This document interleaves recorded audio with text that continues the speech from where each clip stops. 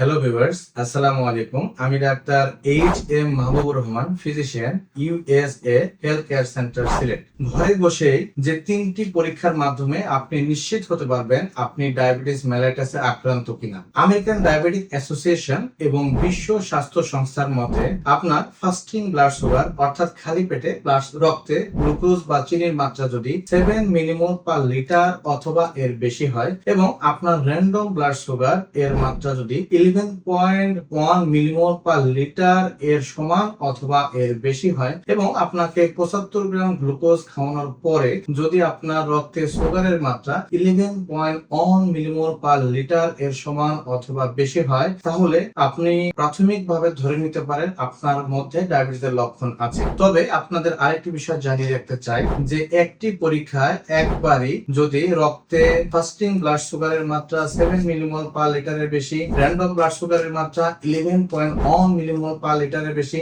এবং 75 গ্রাম গ্লুকোজ খাওয়ানোর পরে যদি আপনার রক্তে সুগারের মাত্রা 11.1 মিলিমোল পার লিটারের বেশি আসে, এই নয় যে আপনি ডায়াবেটিস মেলাইটাসে আক্রান্ত।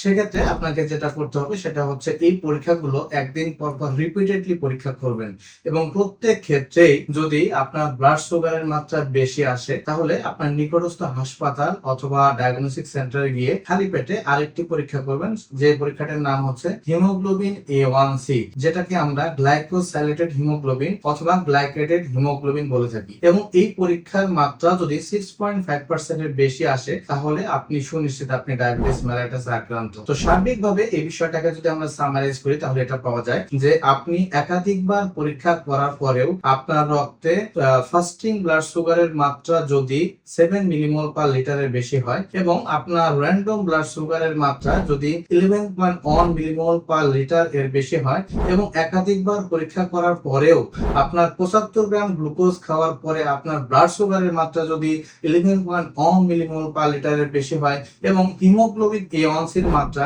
6.5% এর বেশি হয়, তাহলে আপনি নিশ্চিত আপনি ডায়াবেটিস মেলাইটাসে আক্রান্ত।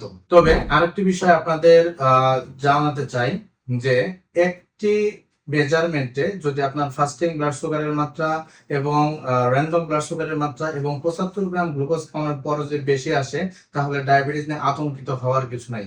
কিছু অ্যাকিউট স্ট্রেসফুল কন্ডিশন, যেমন হচ্ছে শরীরে ইনফেকশনের মাত্রা বা প্রদাহের মাত্রা বেড়ে যাওয়া, শরীরে যদি অতিমাত্রায় পুড়ে যায় বা শরীরে যদি ট্রমা বা ক্ষত থাকে, সেহেতু সাময়িকভাবে আমাদের শরীরে দুটি হরমোনের মাত্রা বেড়ে যায়। একটি হচ্ছে ক্যাটেকোলামাইন্স এবং আরেকটি হচ্ছে কর্টিজল।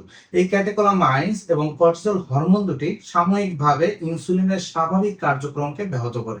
সেক্ষেত্রে সাময়িকভাবে বা ক্ষণস্থায়ীভাবে রক্তে সুগারের মাত্রা বেড়ে যেতে পারে।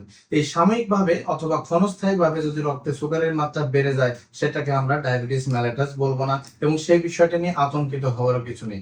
সুতরাং আপনাদের আবারও বলতে চাই, সচেতন হন, প্রতিরোধ করুন, ডায়াবেটিস মুক্ত বাংলাদেশ বলুন।